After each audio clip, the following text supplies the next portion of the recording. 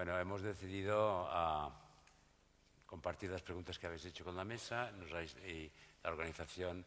Pedro nos ha dado unas preguntas y por orden ahora yo tengo que hacer una pregunta a cada uno de vosotros tres y después iremos haciendo lo mismo consecutivamente. Entonces, bueno, empezando por Berta, que es la que tengo más cerca, la pregunta que han dirigido a Berta es: ¿podría profundizar en esta nueva visión del perfil del voluntariado? Un poco, ¿eh? Sí, sí.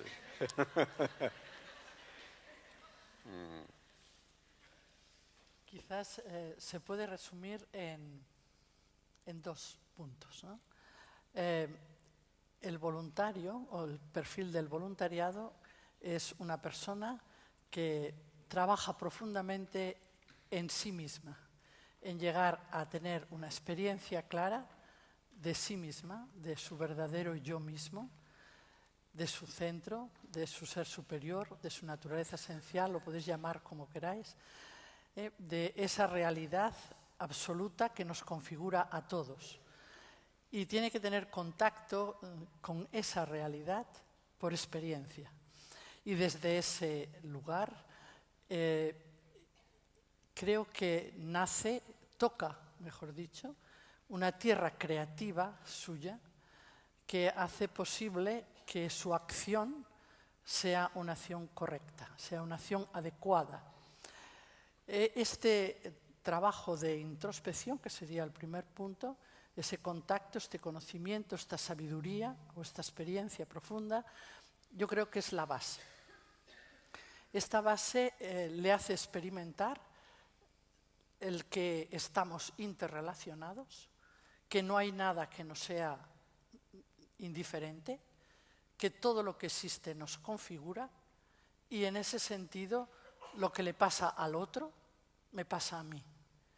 No es una cosa que me monto en la cabeza, es algo que, como decía antes Enrique, me conmueve las entrañas, porque el otro es otro yo mismo, y entonces el perfil del voluntariado nace de ahí y se desarrolla en la realidad concreta en la que está, porque tiene intuición suficiente, creatividad, imaginación y actúa desde esta percepción de forma adecuada a la realidad concreta que tiene delante. O sea, esto es muy resumido, pero creo que estos son los dos puntos importantes. Muchas gracias, Berta. Muchas gracias. Para Jorge hay una pregunta de una voluntaria que dice: como voluntaria, a veces me pierdo en el ruido. ¿Cómo puedo ayudar a los demás en esta situación? Bueno, primero, aceptar que estamos perdidos. La única manera de encontrarse es sentirse perdido. Segundo, aceptar la incertidumbre. Este es un mundo incierto. Tercero, aceptar, como decía San Juan de la Cruz, para ir a donde no se sabe, tenemos que ir por donde no sabemos. Esto es un asunto que recorremos a tientas. No tenemos la suficiente experiencia, hemos experimentado, pero como decía Berta, es entrar en un mundo nuevo, es construir y crear un mundo nuevo. Y para eso hemos de atrevernos a saltar desde las orillas de la comodidad al vacío. Y cuando saltamos al vacío, estamos en la corriente del ser. Y en esa corriente del ser experimentamos la plenitud, pero en este instante. En el instante siguiente, si nos quedamos en el instante anterior, ya nos hemos perdido el ser, el presente y la eternidad. Por eso me gusta a mí tanto el poeta, la frase del poeta que dice: un instante antes del segundo que sigue, somos infinitos. El servidor es un nadador del vacío, del infinito y de esa corriente donde no hay opuestos, donde, como decía Berta, la materia y el espíritu, arriba y abajo, la izquierda y la derecha, se unen en una sola corriente. Esa corriente es la corriente de ser, la corriente de la humanidad.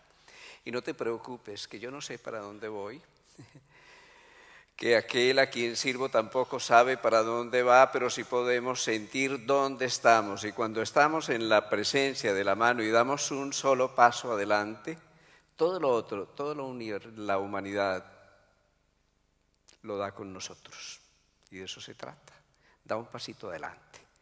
La vida es cuántica. Tal vez lo único en que hay que insistir es no des medio paso, porque te vas a caer. Sí. La vida está hecha de números enteros y de integridad. Sé íntegro, sé auténtica, y en esa autenticidad descubres tu genuina seguridad, que no viene del tener, no viene del conocer, sino que viene del ser. Muchas gracias. Espero que cuando estés perdido en el ruido te acuerdes.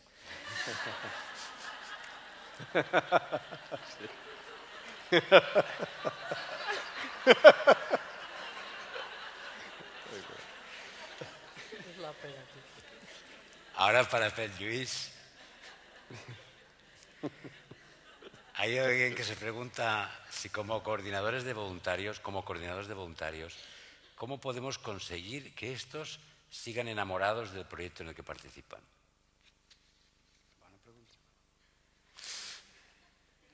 Yo creo que a lo largo del... ¿Se oye? Sí. A lo largo del día, bastantes de nosotros creo que se ha ido comentando que es, yo creo que haciendo las cosas con corazón. Seguramente tendremos que ir añadiendo otras cosas. Yo os hablaba de corazón, de manos y de cabeza, igual que ellos os hablaban de otras tres pilares. Creyendo en aquello que nosotros hacemos, es como podemos convencer a los otros. Yo creo que no nos quedará más remedio que si alguna vez, o alguno de vosotros, la persona que hace esta pregunta, es coordinador de voluntariado, seguramente tendremos que ser espejos, tendremos que ser aquellas personas que tiremos del carro, que estemos alegres, al menos con nuestros voluntarios, que les animemos a trabajar. Yo creo que no hay otra. Si amamos, si estamos convencidos de aquello en lo que estamos haciendo, ya sea voluntario, ya sea nuestro trabajo cotidiano. Creo que era Enrique que esta mañana comentaba el tema de profesión, vocación. Pues esto es lo mismo. Aquello que hagamos de corazón, yo creo que no tendremos que convencer a mucha gente para que siga nuestros pasos. Muchas gracias. Yo he acabado mis preguntas. Te toca a ti, Berta. Sí. Te toca responder a la primera pregunta que hacen dedicada a ti. ¿Cómo puede un paciente ayudar a cambiar el paternalismo médico tan arraigado? Sí. La relación que se da entre el paciente y el enfermo, a un nivel hay una relación asimétrica porque el enfermo está necesitado y el médico tiene un conocimiento y está sano. Pero hay otro nivel que es el nivel, a nivel moral, que es un nivel de simetría, donde el enfermo no es menos que el médico. Y en ese nivel de simetría moral, el paciente es difícil, porque cuando uno está frágil, dependiente, necesitado, es muy difícil tener esta consistencia interna para ponerse en su lugar. Pero cuando siente que alguien le trata con paternalismo, lo único que tiene que hacer es recordar que no necesita ningún padre, que simplemente es un enfermo, pero tiene la categoría de persona igual que la del médico. Yo, por ejemplo, recuerdo una anécdota de un compañero que decía a un paciente, fueron a verle a urgencias y le dijeron, ¿qué tal, abuelito?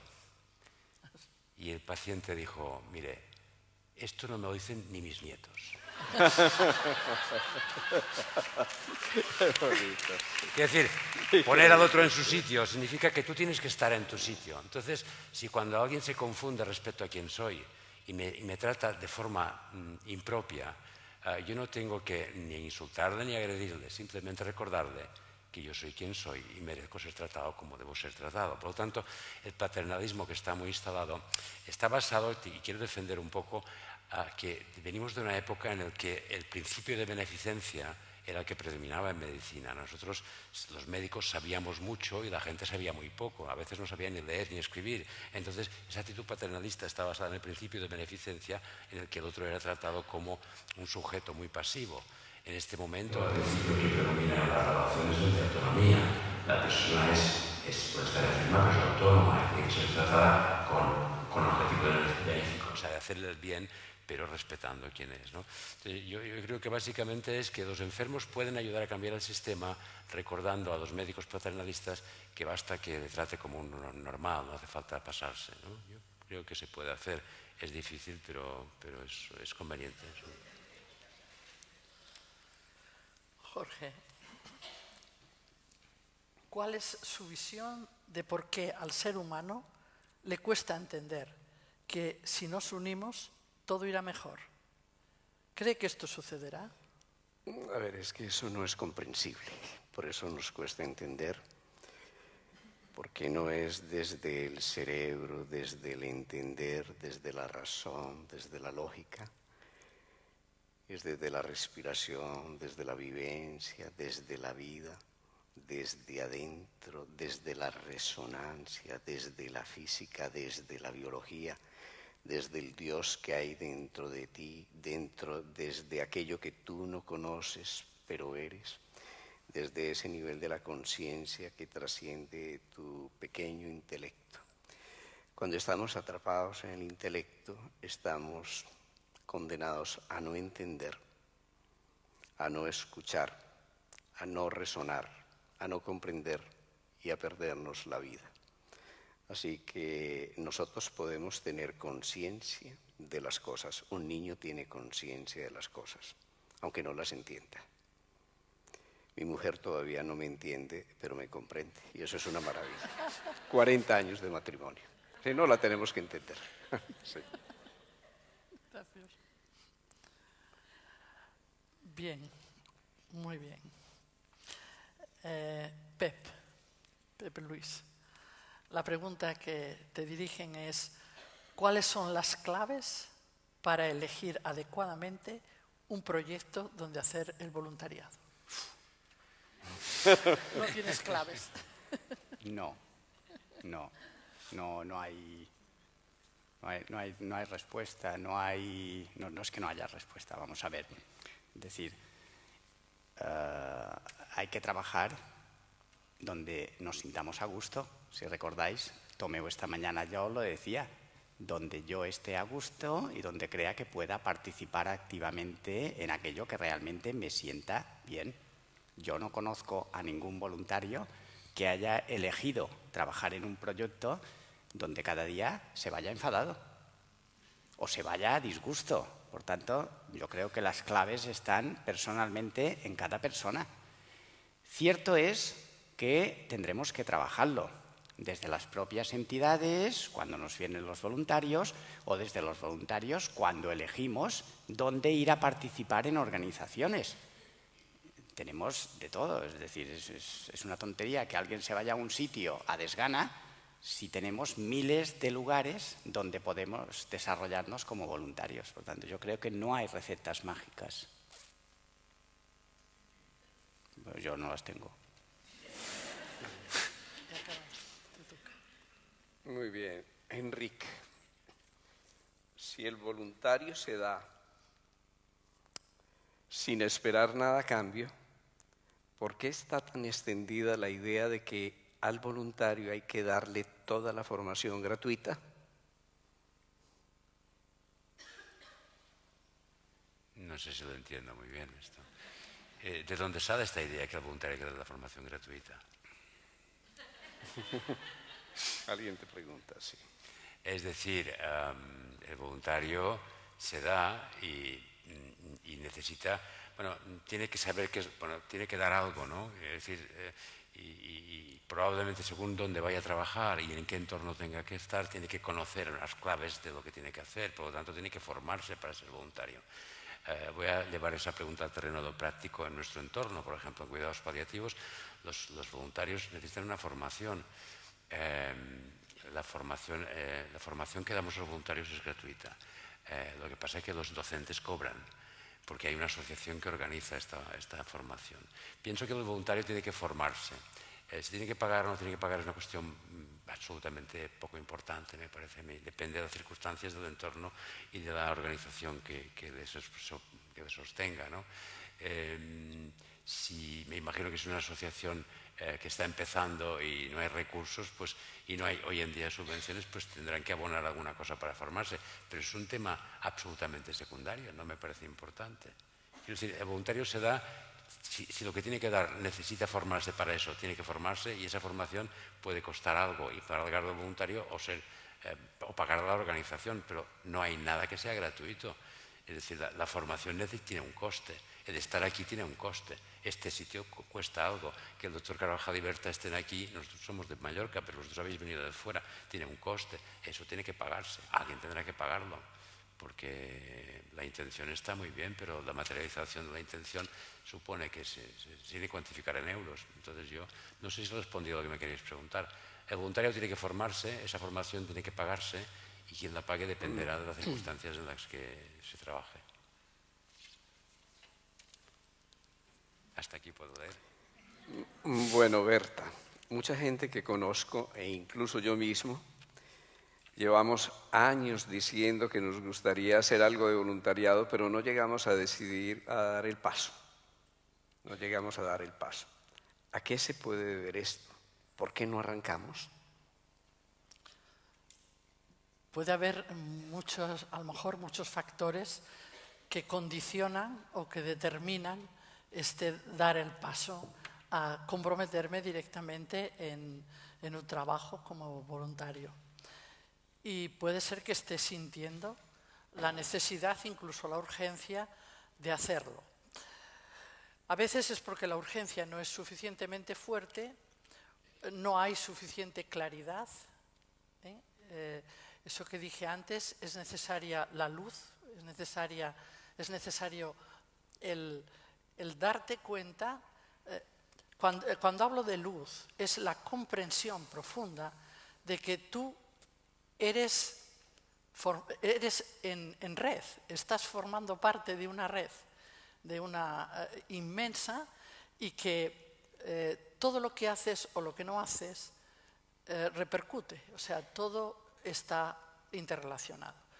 Si tú tienes una experiencia profunda de unidad y de interrelación, que eso es una sabiduría concreta, tú no puedes dejar de actuar como voluntario, podríamos decir. A veces no estás en una organización o una ONG o en una organización de voluntariado, pero siempre estés donde estés, por profesión, por una profesión de vocación, como decía el Enrique, en cierta manera estás siendo un servidor del mundo, quiero decir.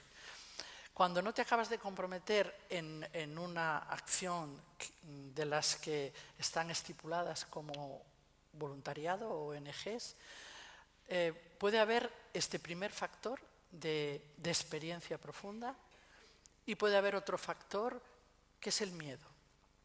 Pero el miedo siempre existe porque no hay amor, que es la segunda cosa que dije.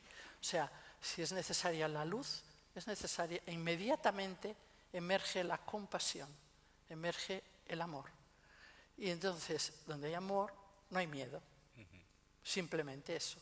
Entonces, si hay amor, hay una energía de entrega, hay una energía que es el compromiso, que se concreta en el compromiso del voluntariado, ¿no? El compromiso de hacer, de ser con los otros, ¿no? Pero puede haber otros factores, tipo, qué sé yo, del momento en que estás en tu vida, de tu organización familiar, o sea, puede haber muchos condicionamientos. Pero hay que tener un claro discernimiento, porque a veces no somos bastante claros en el discernimiento. La claridad es fundamental, ¿no? Porque la claridad, la lucidez y la sinceridad son 3 elementos básicos. Pregúntate claramente, sé lúcido en el discernimiento y sé sincero contigo mismo. Y entonces te comprometes, no pasa más. Bueno, no sé si he respondido del todo. Bueno, Pep Luis. El voluntariado en general se mira con buenos ojos, pero si sigue creciendo mucho y eso implica crear unos puestos de trabajo, ¿no corremos el riesgo de perder el trabajo las personas que trabajamos a sueldo en asociaciones o en servicios sociales? A ver si he entendido la pregunta.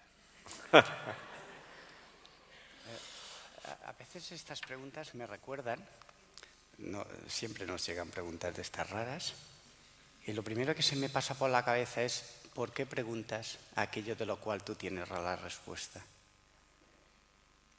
Vamos a ver, es cierto que en estos momentos, bueno, antes de la crisis, os estoy hablando de hace unos cuantos años, el Producto Interior Bruto, el 4% del Producto Interior Bruto a través de contrataciones, lo estaban generando precisamente las ONGs a través de diferentes contrataciones.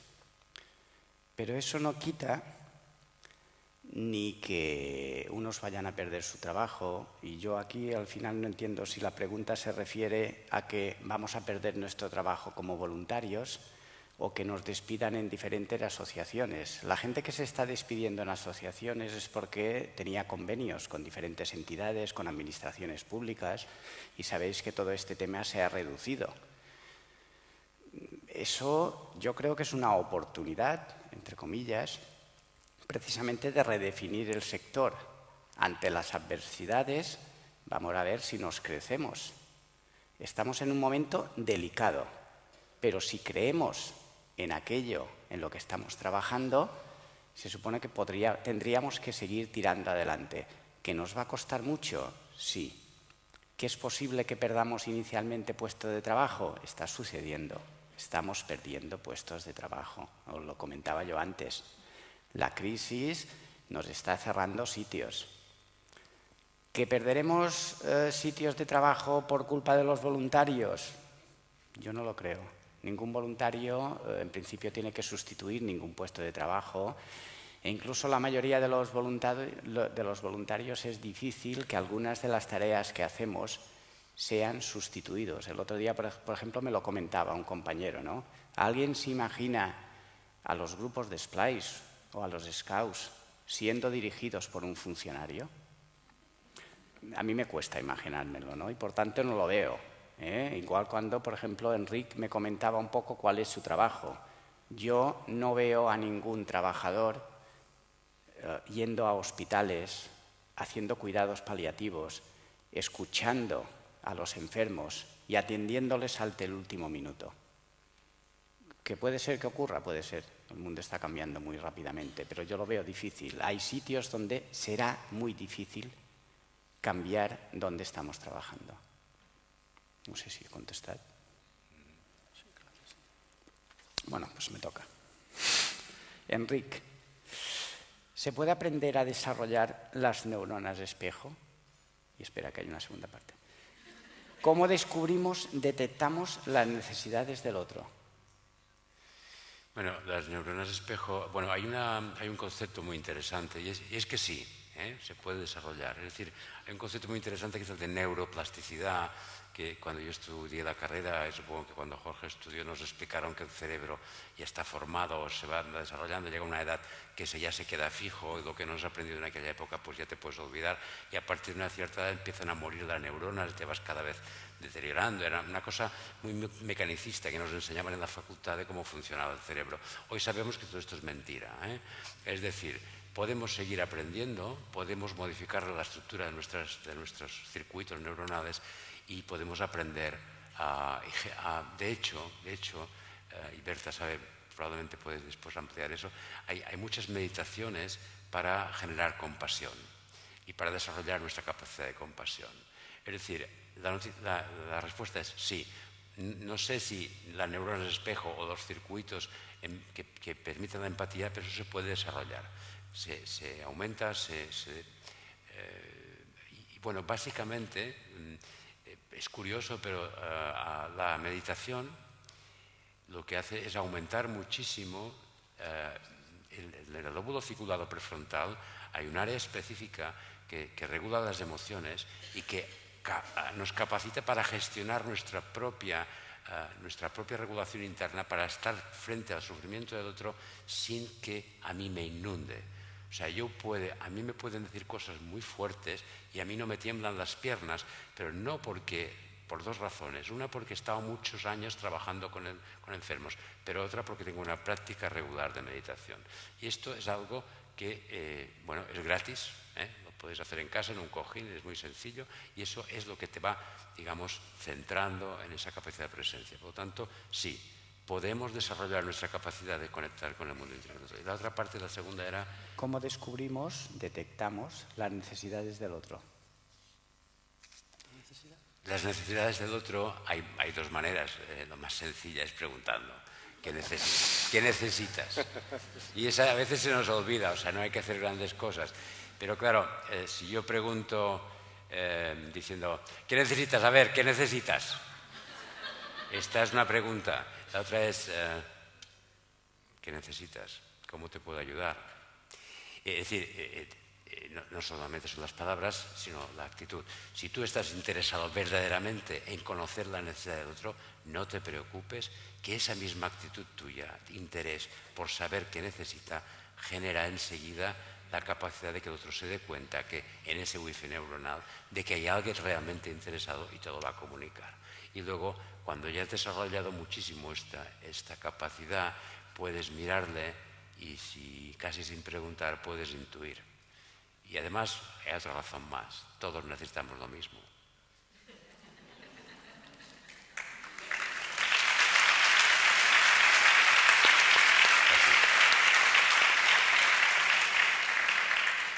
Pregunta para Berta, ¿cómo puedo saber si estoy preparado para ser voluntario o voluntaria o estoy llenando vacíos?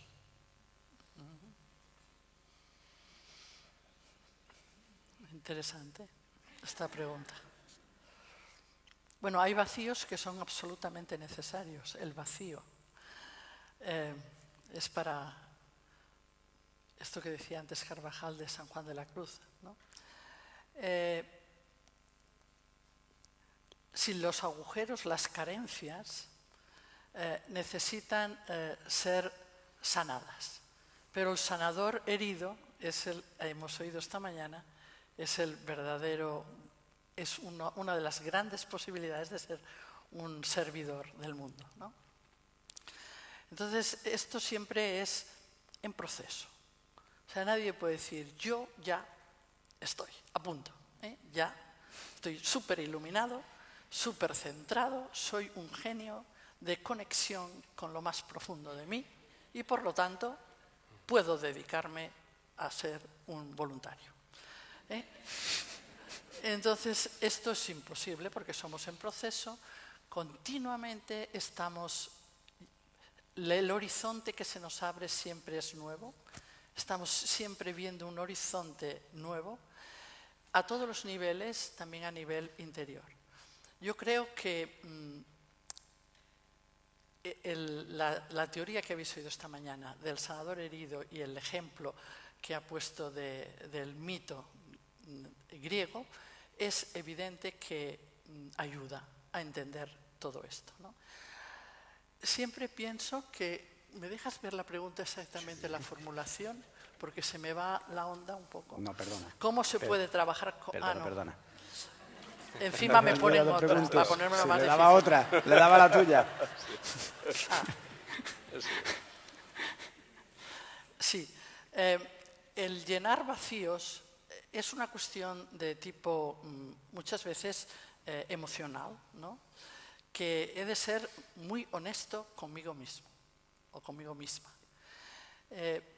Darme cuenta si realmente, no sé si era Tomeo que decía, ahora que ya estoy jubilado y no tengo nada que hacer, entonces voy a ver si me apunto a un voluntariado.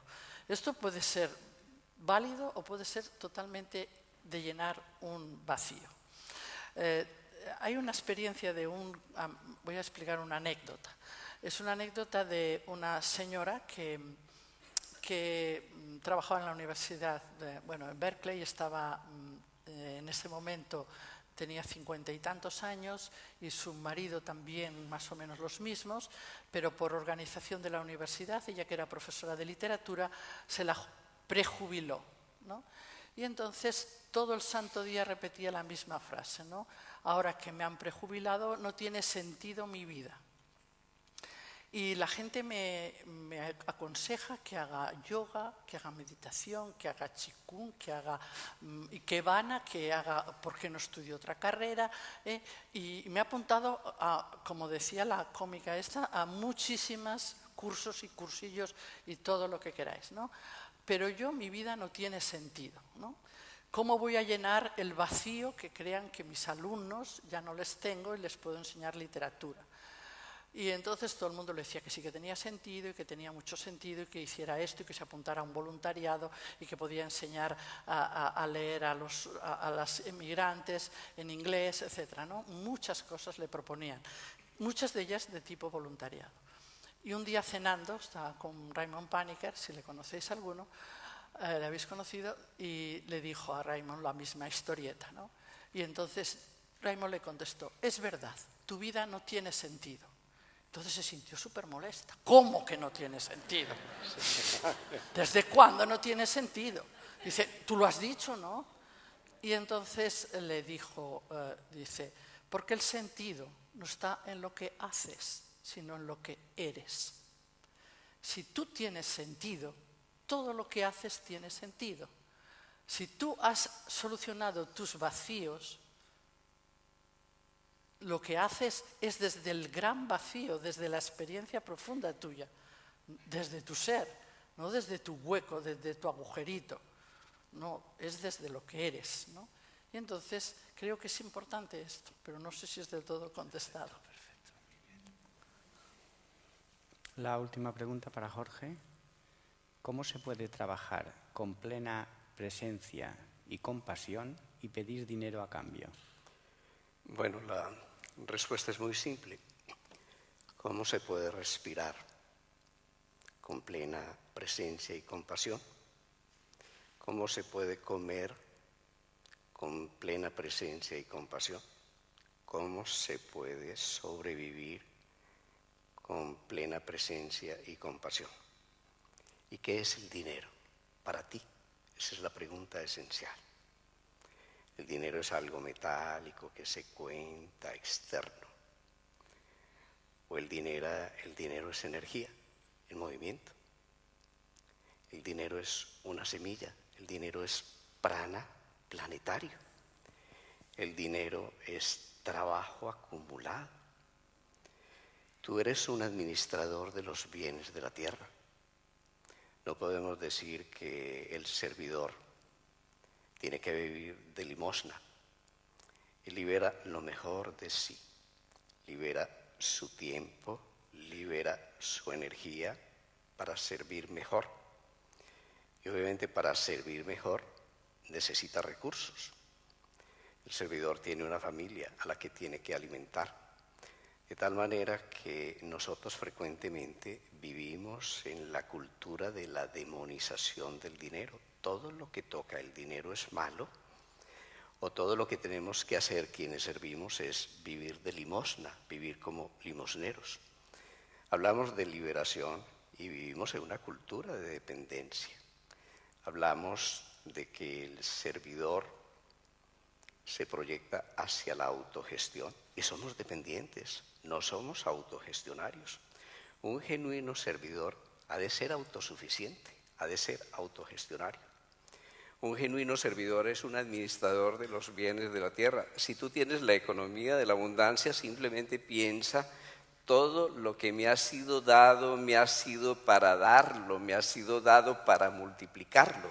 El problema es que tú te quedes con las semillas, la del conocimiento, la de tus aptitudes, la de tu amor y tus afectos, la del dinero, que te quede con esas semillas en el bolsillo. Mire, la avaricia no viene de cuánto tienes, sino cuánto retienes. Tú puedes ser avaro con 20 céntimos y puedes ser un ser humano maravilloso con todos los millones del mundo. El dinero ha de ser un generador de bienestar, ha de dar oportunidades para el trabajo. Los infartos de la tierra es que el dinero está retenido, de tal manera que nosotros frecuentemente criticamos a quien está invirtiendo en la vida con su tiempo, con lo mejor de sus recursos y de su humanidad, porque recibe de esa parte del prana planetario para poder comunicarlo y para poder multiplicarlo.